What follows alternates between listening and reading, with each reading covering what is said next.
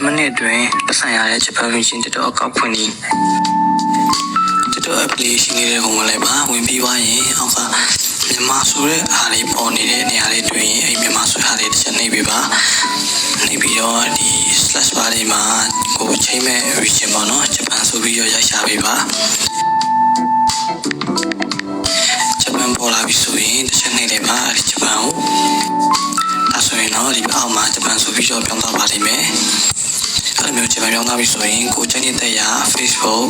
Google Gmail ကိုချိန်ရနဲ့ဖွင့်လို့ရပါတယ်ကျွန်တော်တို့လွယ်ကူဆုံး Gmail နဲ့စပြီးဖွင့်ပြပါမယ်အပေါ်ဆုံးက continue with email ကိုနှိပ်ပါအဲ့ဒီမှာကိုတက်တော့အကောင့်မဖွင့်ရသေးတဲ့ Gmail တစ်ခုကိုရိုက်ထည့်ပေးပါဒီ continue ဆက်နေပြီပါအဲ့ဒီမှာကိုမှတ်မိလွယ်မဲ့ကိုရဲ့ password တစ်ခုပို့ထားပေးပါနောက်ပြီးတော့ဒီမှာအရေးကြီးတဲ့တစ်ချက်ကဒီမွေးနေ့ထားတဲ့နေရာမှာအသက်က16နှစ်ကျော်ရပါမယ်။ဘာလို့လဲဆိုတော့16နှစ်မကျော်ဘူးဆိုရင် TikTok monetization နဲ့ပတ်သက်ပြီးတော့အကျုံးဝင်မှာမဟုတ်ပါဘူး။အသက်16မကျော်ဘူးဆိုရင်ပတ်စံဝင်မှာမဟုတ်ပါဘူး။နောက်ပြီးရင်ဒီမှာကိုချန်နေတဲ့ရာနာမည်တစ်ခုပေးလိုက်ပါကိုရဲ့အကောင့်ကို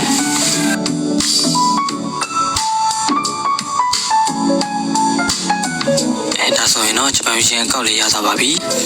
ကိုယ့်ရဲ့အကောင့်ကဂျပန်ရှင်ဟုတ်မဟုတ်ဆိုတာကိုဘယ်လိုဆက်ရမလဲဆိုတာကိုပြပေးပါမယ်ညဘက်တောင်က734ကိုနှိပ်ပေးပါ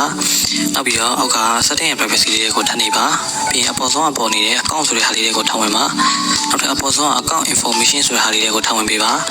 ဒါဆိုရင်တော့အောက်မှာ account region ဆိုတဲ့နေရာလေးမှာဂျပန်ဆိုပြီးတော့ပေါ်သွားပါလိမ့်မယ်